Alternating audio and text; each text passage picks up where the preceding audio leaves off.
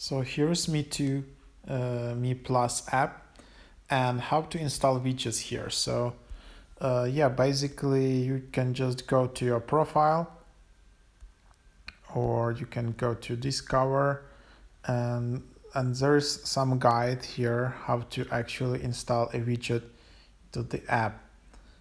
So you can just tap here and then you can install Homescreen widget.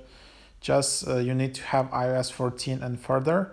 So touch and hold an empty area on your home screen until the apps jiggle. Check the plus button in the upper corner, search Me Plus, select the size and click widget.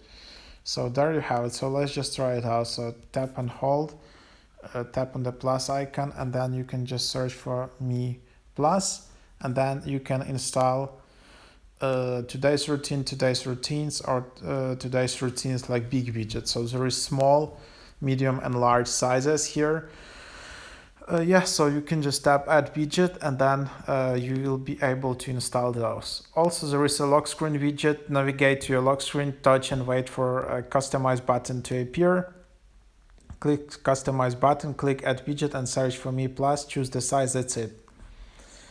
For lock screen widgets, you need to have iOS 16 at least, or for home screen, you need to have iOS 14.